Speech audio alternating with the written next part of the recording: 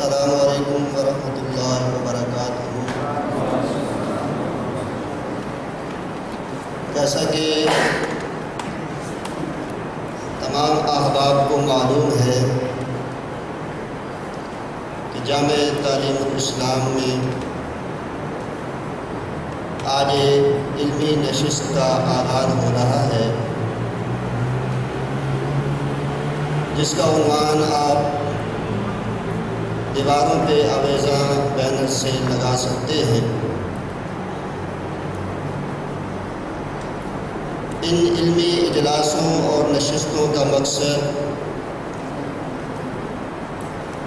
محض یاد دہانی، بھولا ہوا سبق یاد کرنا اور نصیحت کا حصول ہوتا ہے، اور دوسرا بڑا مقصد عصر حاضر کے تقاضوں کو مد نظر رکھتے ہوئے علمی مقام کا تعین اور اس علم کے ماحول میں رہتے ہوئے اپنی ذمہ داریوں کا احاطہ کرنا مقصود ہوتا ہے۔ اس نشست کا باقاعدہ آغاز کرتے ہیں اللہ رب العزت کے پیارے کلام حبیب سے، جس کے لیے میں دعوت سخن دوں گا قاری محمد عثمان صاحب کو کہ وہ ڈائس پہ آئیں اور تلاوت کلام حمید سے ہمارے دلوں کو منور فرماتے ہوئے اس مجلس کا آغاز فرمائیں۔ جناب قاری محمد عثمان صاحب۔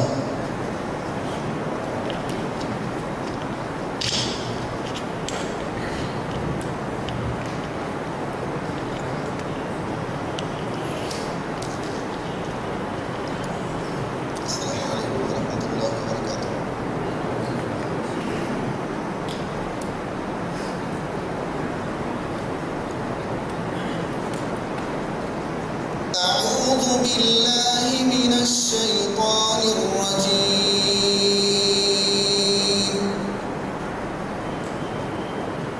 بسم الله الرحمن الرحيم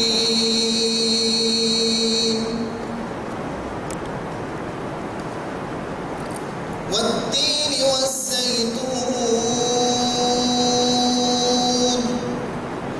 وطور سينين وهذا البلد الأمين لقد خلقنا الإنسان في أحسن تقويم ثم رددناه أسفل سافلين إلا الذين آمنوا وعملوا الصالحات فلهم أجر غير ممنون فما يكذبك بعد بالدين أليس الله بأحكم الحاكمين۔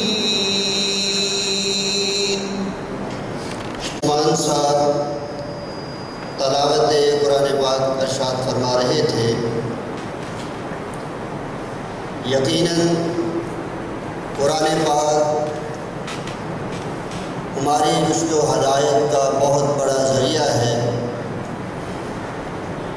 یہی وجہ ہے کہ مسلمان چاہے ایمانی کیفیت کے کسی بھی درجے پر ہے، وہ اپنی مجالس کا آغاز قرآن حکیم سے کرتے ہیں،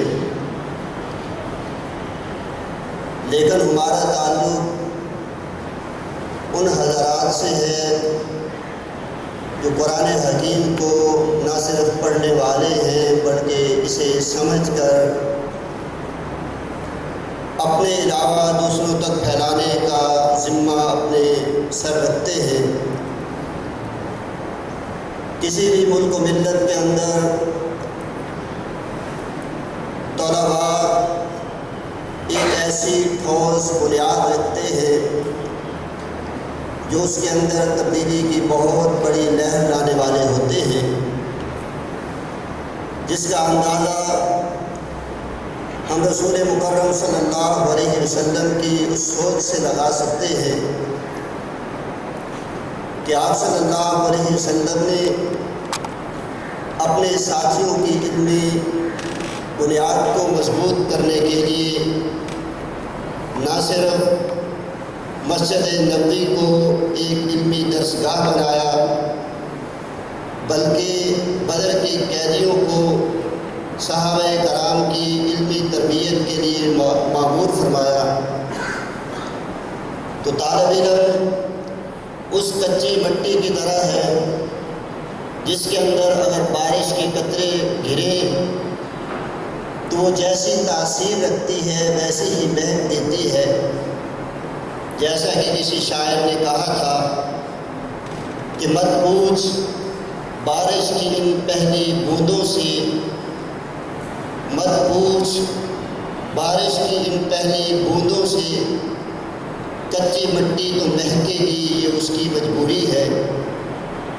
تو ہم قرآن و حدیث کا علم رکھنے والے ہمیں چاہیے کہ عصر حاضر کے تقاضوں کو مد نظر رکھتے ہوئے ہم اپنی علمی بنیادوں کو مضبوط سے مضبوط تر بنائیں اور شریعت اسلامیہ جو اس قرآن و حدیث کے طالب علم کو مقام دینا چاہتی ہے وہ مقام حاصل کرنے کی ہم کوشش کریں۔ تو طلباء حضرات کے مقام و مرتبہ اور اس کے کردار کے بارے میں گفتگو کرنے کے لیے میں دعوت دوں گا فضیلت الشیخ محمد اسماعیل صاحب کو، جو جامعہ احاطہ کے استاد بھی ہیں، فاضل جامعۃ الامام محمد بن سعود الاسلامیہ بھی ہیں۔ ان سے گزارش کرتا ہوں کہ وہ مائک پہ آئے اور دور الشباب فی اصلاح المجتمع اس عنوان سے ہمارے اس علمی مذاکرے کی مجلس کی رونق بنے۔ آپ حضرات سے یہ ایک استدعا ہے، یہ دروس، یہ محاضرہ، یہ محض ایک نشانی اور قانون ہے نہیں، بلکہ ایک وہ صحیح طالب علم کا مقام ہے جو ہر ایک علمی نقطے کو اپنے قلم کی جو ہے وہ زینت بنائے، تاکہ اگر اسے کوئی بات بھول جاتی ہے تو وہ اس کا دوبارہ سے اعادہ کر سکے۔ اسی لیے آپ لوگوں کو یہ چند ایک کاغذات اور قلم جو ہے وہ دیے گئے ہیں۔ قلم کی اہمیت کے بارے میں تو آپ بہت اچھی طرح جانتے ہیں کہ اللہ رب العزت نے باقاعدہ اس کی قسم کھائی ہے، نون والقلم وما یسطرون۔ چاہے ہمارا ذرائع جو ہے وہ جس قدر مرضی ترقی کر جائیں، مگر قلم کے لکھے ہوئے کی تاثیر جو ہے وہ اپنی جگہ برقرار ہے۔ تو اسی جو لیکچر ہوں گے اس مجلس کے، انہی کے حوالے سے کل ایک بھی ہے وہ ہلکا سا مناقشہ آپ لوگوں کا ہوگا، جس میں یہ جج کیا جائے گا کہ آپ لوگوں نے ان محاضرات سے کیا سیکھا ہے اور کیا سمجھنے کی کوشش کی ہے۔ تو میں دوبارہ دعوت خطاب دیتا ہوں فضیلت الشیخ محمد اسماعیل صاحب کو کہ وہ ڈائز پہ آئیں اور اپنے خطاب سے ہمیں محفوظ فرمائیں۔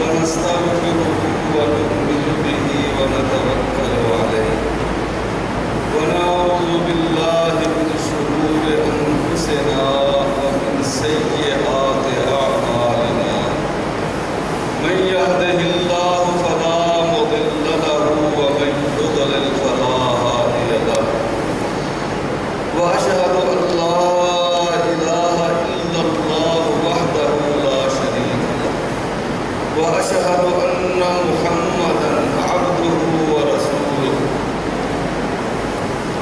اللهم صل وسلم على نبيك وعلى حبيبك محمد صلى الله عليه وسلم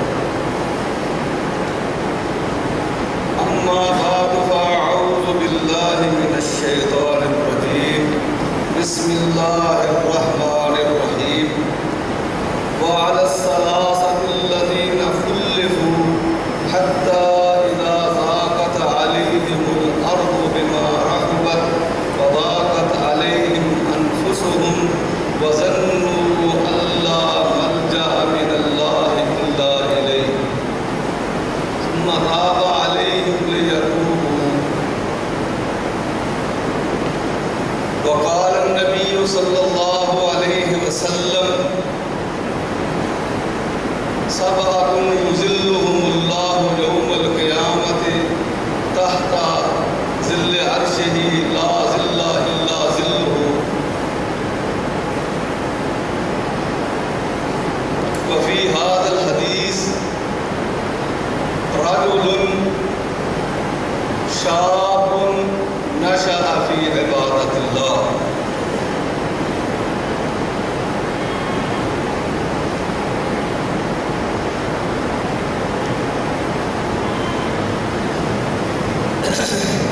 معزز مہمانان گرامی، نہایت ہی قابل قدر، قابل صد احترام، واجب الاکرام میرے مشائخ اعظام اور اساتذہ جامعہ اور میرے طالب علم ساتھیوں، آپ کو جس طرح آگاہ کر دیا گیا ہے کہ آج کا یہ پروگرام، آج کی یہ مجلس الیوم العلمی کے نام سے منعقد کی گئی ہے، جس طرح آپ کو بھی یہ معلوم ہے، جس طرح مجھے معلوم ہوا کہ یہ جامعہ الامام محمد بن سعود الاسلامیہ کی طرف سے یا طلبہ و اس کے طلبہ کی طرف سے یہ ایک مخیم تربوی ہے۔ میری سب سے پہلے دعا یہ ہے کہ اللہ رب العالمین اس مجلس میں جنہوں نے یہ پروگرام کروایا ہے، جنہوں نے کوشش کی ہے، جو ساتھی یہاں تشریف فرما ہیں، جو سن رہے ہیں اور سنائیں گے، اللہ رب العالمین سب کو اخلاص کی توفیق دے، اور اللہ رب العالمین یہاں ان کا آنا، ہمارا حاضر ہونا قبول فرمائے۔ حضرات ذی وقار، یہ دوسرے پروگراموں سے ہٹ کر ایک علمی پروگرام ہے جس میں میرے ذمے دور الشباب فی اصلاح المجتمع، یہ میرے ذمے موضوع لگایا گیا ہے۔ اس موضوع کو میں چند نکات میں سمیٹنے کی کوشش کروں گا۔ سب سے پہلی بات تو یہ ذکر کروں گا کہ اسلام میں اہمیت الشباب فی ضوء الاسلام اور فی الشریعت الاسلامیہ، اس کو ذکر کروں گا، پھر اس کے بعد اخلاص کا ذکر کروں گا، پھر اس اپنے مضمون کو چند نکات میں سمیٹنے کی کوشش کروں گا۔ توجہ کے ساتھ باتوں کو سنتے جائیں۔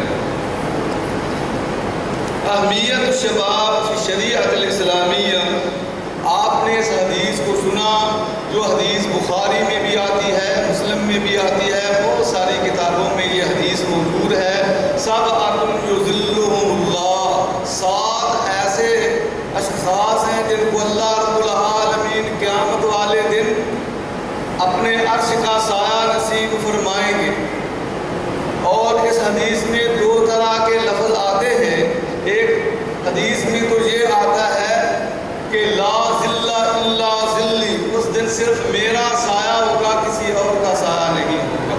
ایک روایت میں آتا ہے تحت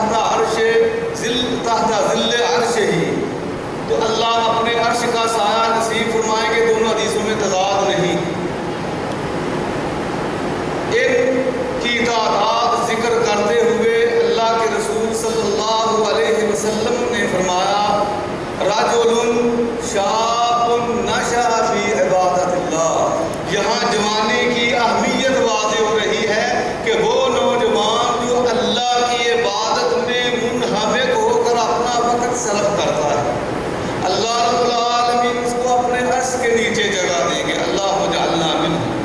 تو یہ وہ نوجوان ہیں جو اپنی زندگی کو، اپنے لیل و نہار کو اللہ کی اطاعت میں، اللہ کے ذکر میں لگاتے ہیں۔ پھر ذرا سنتے جائیں کہ کس طرح نوجوانوں کو اپنی زندگی بسر کرنی چاہیے، نوجوانوں کی اہمیت کیا ہے۔ سن 2 ہجری کی بات ہے، 17 رمضان جمعے والا دن ہے۔ حضرت عبد الرحمن بن عوف رضی اللہ عنہ بیان فرماتے ہیں کہ میرے پاس 2 نوجوان آتے ہیں۔ جس طرح امام بخاری رحمہ اللہ نے اس حدیث کو کتاب المغازی میں ذکر کیا، اہل سیر نے اپنی کتابوں میں اس کا تذکرہ فرمایا۔ حضرت عبد الرحمن بن عوف فرماتے ہیں میرے پاس 2 نوجوان آتے ہیں۔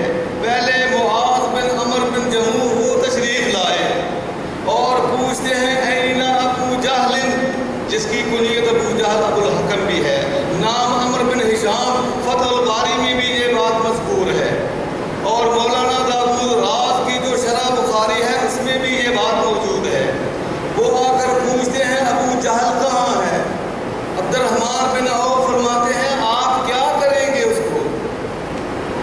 جس طرح آپ لوگوں نے بھی سنا ہے کہ ہم اس کو قتل کریں گے، کیونکہ وہ نبی کریم صلی اللہ علیہ وسلم کو گالی دیا کرتا تھا۔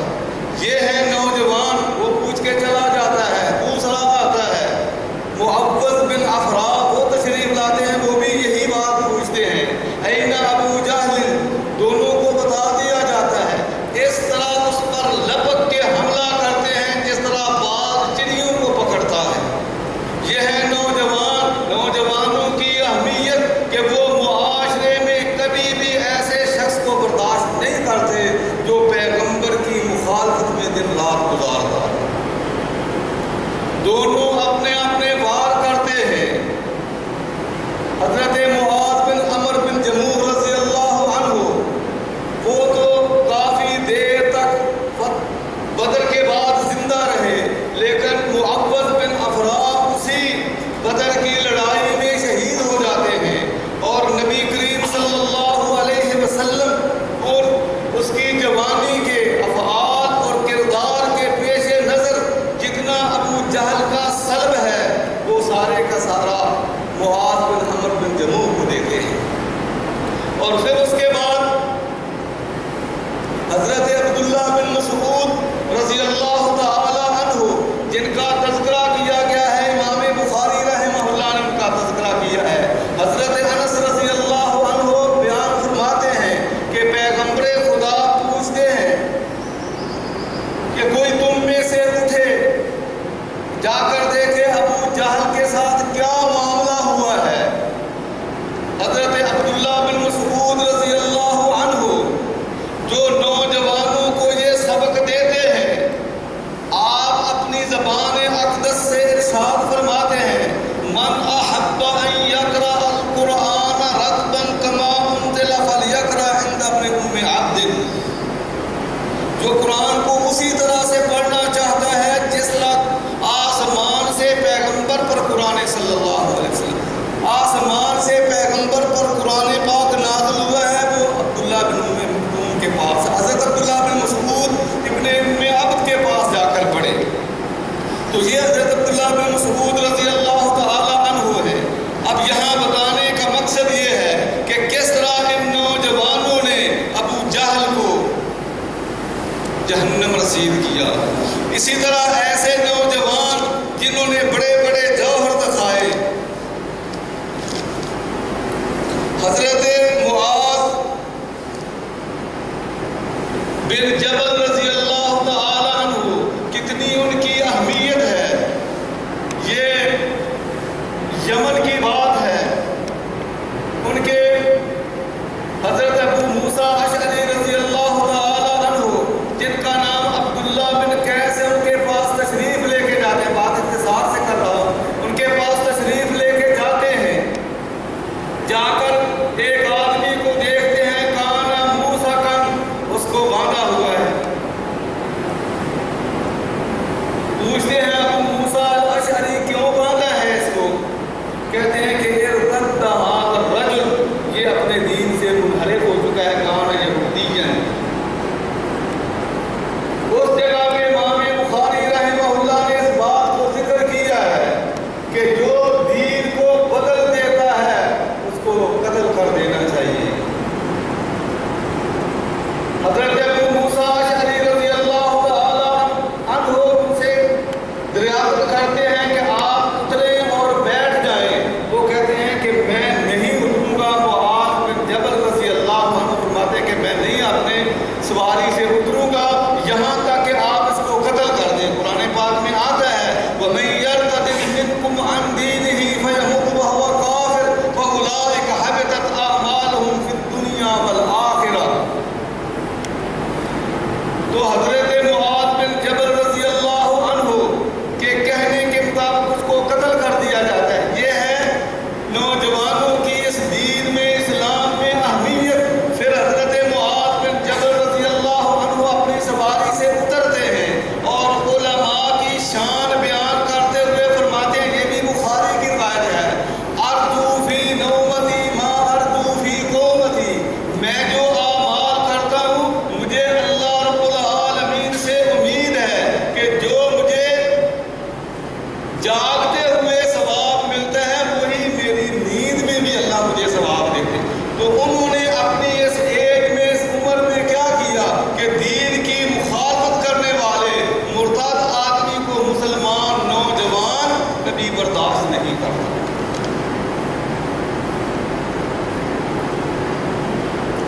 اسی طرح حضرت کعب بن مالک رضی اللہ تعالی عنہ غزوہ تبوک جو سن 9 ہجری میں ہوا ہے، اس سے پیچھے رہ جاتے ہیں.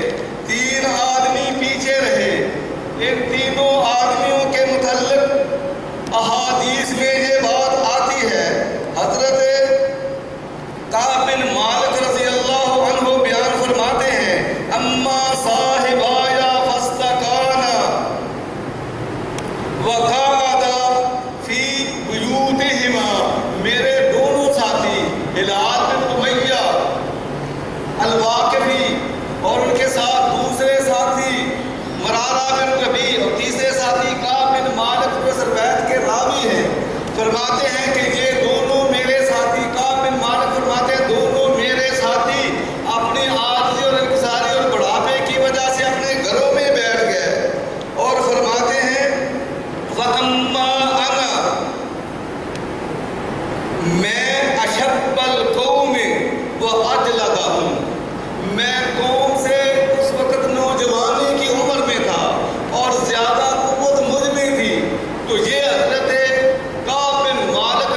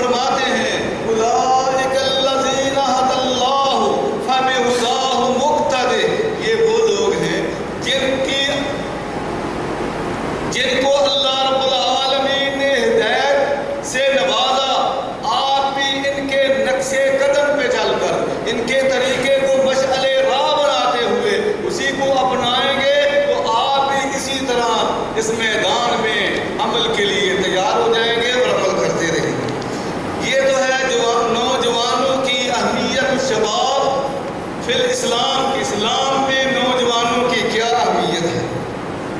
پھر یہ بھی بات ہماری آنکھوں سے اوجھل نہیں ہے۔ نبی کریم صلی اللہ علیہ وسلم کی عمر مبارک 34 سال پورے ہوتے ہیں، 35واں سال شروع ہوتا ہے۔ حجر اسود کو نصب کرنے کی سعادت کن کو ملتی ہے؟ وہ ہمارے قائد حضرت محمد مصطفیٰ احمد مجتبیٰ صلی اللہ علیہ وسلم کو ملتی ہے۔ یہ بھی آپ کو سارا واقعہ اس کا علم ہے۔ تو نوجوانوں کو دور شباب فی المجتمع سب سے پہلے کون سی چیز اختیار کرنی چاہیے؟ الاخلاص۔ جو بھی کام آپ نے کرنا ہے، جہاں بھی آپ نے قدم رکھنا ہے، اللہ رب العالمین ہمیں اپنی اطاعت کے ساتھ صحیح جگہ پہ قدم رکھنے کی توفیق عطا فرمائے۔ آپ کی زندگی، آپ کے ایام یہ بڑے اہم ہیں۔ جس طرح کچھ چیزوں کو غنیمت سمجھا جاتا ہے شریعت میں، اور شریعت نے یہ بات سمجھائی ہے، شباب کا قبل حرمک، اپنی نوجوانی کو بڑھاپا آنے سے پہلے غنیمت سمجھو۔ تو یہ نوجوان جو کام کرنا چاہتے ہیں، سب سے پہلے اپنے اندر اخلاص پیدا کریں۔ اور میں تو یہ بات عام بھی کہتا ہوں کہ کوئی بھی آدمی خواہ وہ نوجوان ہے یا وہ بڑھاپے کی عمر کو پہنچ چکا ہے یا وہ ان دونوں کے درمیان والی ایج میں ہے، جب تک اللہ کی توفیق نہ ہو کوئی کام نہیں اچھا ہو سکتا، برا بھی نہیں ہو سکتا، باقی رضا اللہ تعالیٰ کی ہے۔ اور اسی طرح جب اللہ توفیق دے دے پھر اس پہ ثابت قدمی کی دعا کرنی چاہیے کہ اللہ جو ہم کام کر رہے ہیں ہمیں اس کام میں ثابت قدم رکھ۔ تو سب سے پہلی چیز اخلاص ہے۔ من کان یرجو لقاء ربہ فلیعمل عملا صالحا ولا یشرک بعبادۃ ربہ احدا۔ پھر میرے پیارے بھائیوں، معزز سامعین، یہ بات بھی ذہن میں رکھنی چاہیے کہ جب اخلاص آ جائے، اخلاص کے بعد اپنی اصلاح ہو جائے، پھر دوسرے نمبر پہ انسان کو، نوجوان کو دعوت کو اپنے ذہن میں مرکوز کر لینا چاہیے کہ میں نے جہاں تک میری بساط ہے، جہاں تک میری طاقت ہے، جہاں تک اللہ رب العالمین نے مجھے اس دور حاضر میں جو وسائل دیے ہیں، ہم تو ان وسائل کو غلط طریقوں سے استعمال کرتے ہیں، اور 3/4 جو شباب ہیں وہ راستے سے پھسل جانے کا امکان ہو، لیکن امکانیت ان میں پیدا ہو جاتی ہے۔ لیکن جو صحیح نوجوان ہیں، جن کی تربیت صحیح ہوئی ہے، جن کے دل میں اخلاص ہے، سب سے پہلی چیز اپنی اصلاح کے بعد اہمیت دعوت، یعنی اسلام کی طرف دعوت دینے کی اہمیت ان کے پیش نظر ہو۔ یہ بات ہم سے مخفی نہیں ہے۔ کتاب التوحید میں امام بخاری رحمہ اللہ نے اس بات کا ذکر کیا، اور جتنی توحید پہ کتابیں لکھی گئی ہیں، کتاب التوحید اس میں اس بات کا ذکر ہے کہ نبی کریم صلی اللہ علیہ وسلم کو جب نبی کریم صلی اللہ علیہ وسلم نے جب حضرت معاذ بن جبل رضی اللہ عنہ کو اور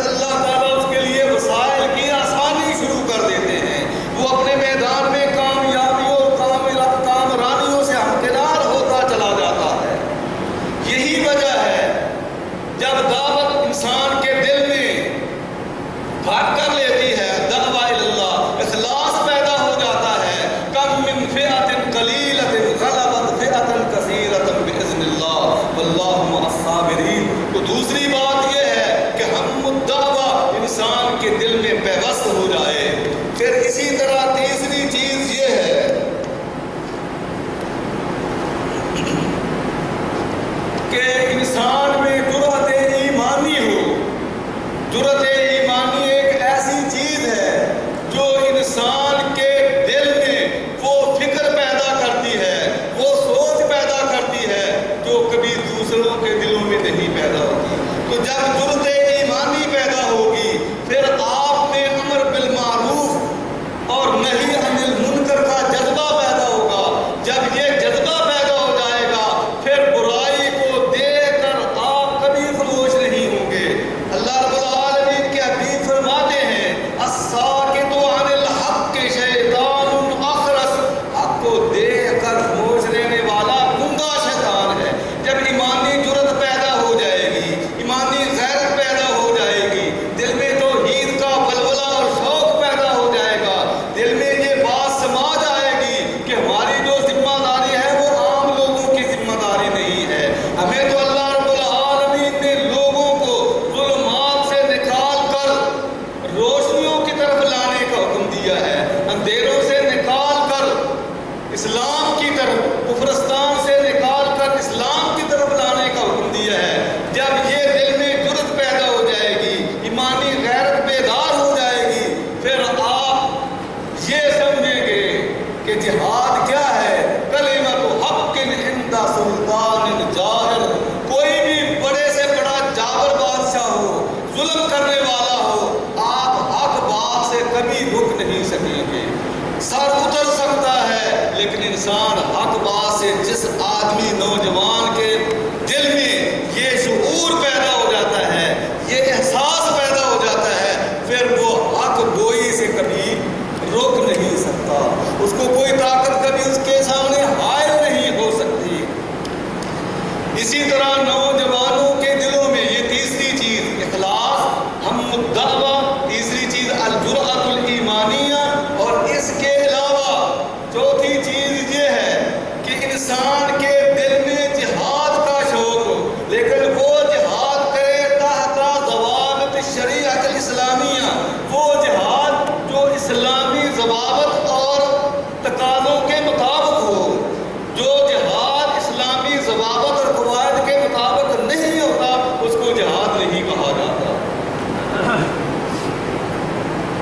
آپ دیکھ سکتے ہیں کہ کس طرح جہاد کا جذبہ اس سے صحابہ کرام سرشار تھے. جہاد صرف قتال سے نہیں ہے، قتال سے تو بہت بڑا جہاد ہے. جہاد بالقلم بھی ہے، جہاد بالمال بھی ہے، اور جہاد بالکلمۃ الطیبہ بھی ہے. اور میں آپ کو یہاں یہ بات بھی بتا دوں، جو اچھے نوجوان ہیں جن کی تربیت صحیح ہوتی ہے، ان کے دلوں میں یہ بات بھی سما جاتی ہے کہ پوری 10 سال باز کرتے رہے، لیکن ان 10 سالوں کے بعد یا اسی اثنا میں ایسا کردار، ایسا رول ادا کیا جائے جو ان 10 سالوں کے بعد سے بھی زیادہ مؤثر ہو سکتا ہے. وہ کیا چیز ہے؟ یعنی میدانی دعوت کے اعتبار سے وہ جہاں جمعہ پڑھاتا ہے، جس مجلس میں جا کر خطاب کرتا ہے، جن لوگوں کے ساتھ ان کا میل جول ہے، ان میں سے کوئی بیمار ہوتا ہے، بیمار کی بیمار کرسی کرنے کے لیے جاتا ہے، وہ کبھی مسجد میں نہیں آتا. اس کے پاس جاتا ہے، جب اس کی تیمارداری کرتا ہے، نیک نیتی سے اس کو اجر و ثواب بھی ملتا ہے. اور پھر جس کی تیمارداری کرنے کے لیے جاتا ہے، یہ چیز اس کے دل میں اس طرح پیوست ہو جاتی ہے کہ ان کے دلوں میں کتنی محبت ہے انسانیت کی. وہ اسی اخلاق کے پیش نظر اپنی برائیوں کو چھوڑ کر اسلام کی طرف آنا شروع ہو جاتا ہے. یہ میدانی دعوت ہے، یہ عملی دعوت ہے. تو جہاد کے جذبات سے جب آپ سرشار ہوں گے، وہ جہادی جذبات جن کا ہمیں ثبوت قرآن و سنت سے ملتا ہے. اللہ اکبر. حضرت جریر بن عبداللہ البجلی رضی اللہ عنہ یہ کہتے ہیں کہ مجھے نبی کریم صلی اللہ علیہ وسلم نے کعبہ یمنیہ کی طرف، کعبہ شامیہ کی طرف مجھے مبعوث فرمایا. وہاں مجھے 150 آدمی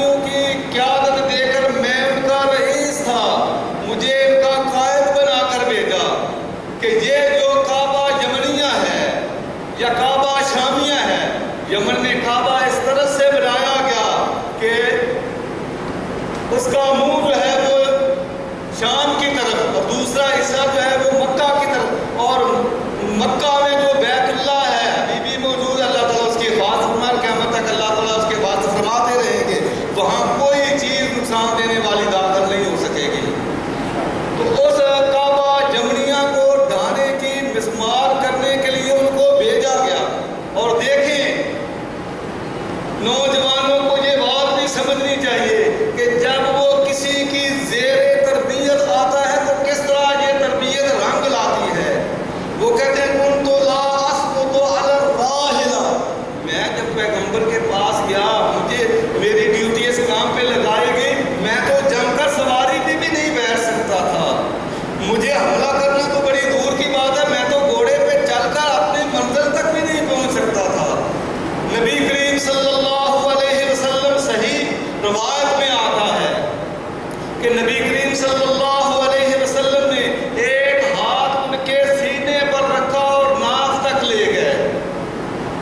مولانا داؤد راز کی کتاب میں یہ بات موجود ہے اور احادیث کی کتابوں میں یہ بات آتی ہے۔ ایک ہاتھ آپ نے ان کی کمر پہ رکھا اور جہاں آخر تک سرینوں تک وہ ہاتھ لے گئے اور اس کے بعد فرمانے لگے جریر بن عبداللہ البجلی رضی اللہ عنہ کہ اللہ نے مجھے ایسی جرأت دی، ایسا طریقہ اور سلیقہ عطا فرمایا کہ میں اس کے بعد کبھی گھوڑے سے گرا ہی نہیں۔ وہ جاتے ہیں یمن کی طرف جاتے ہیں۔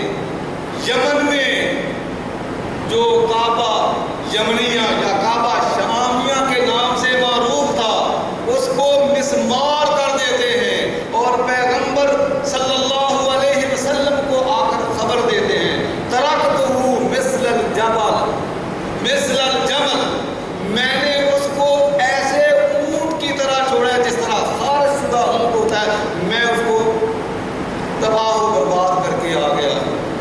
اور صحیح بخاری کی روایت میں یہ کون لوگ تھے؟ نوجوان تھے جنہوں نے ہمیں یہ جذبہ دیا کہ جہادی جذبہ جب شریعت کے مطابق آپ میں قائم ہوگا پھر دنیا کی بڑی بڑی طاقتیں بھی آپ کے سامنے کبھی ہاتھ نہیں اٹھا سکیں گی۔ جب ذہن میں یہ مقصد ہوگا لِتَكُونَ كَلِمَةُ اللَّهِ هِيَ الْعُلْيَا وَكَلِمَةُ الَّذِينَ كَفَرُوا السُّفْلَىٰ، جب یہ بات ذہن میں آئے گی پھر اللہ رب العالمین آپ کی مدد بھی فرمائیں گے، آپ کا تعاون بھی فرمائیں گے۔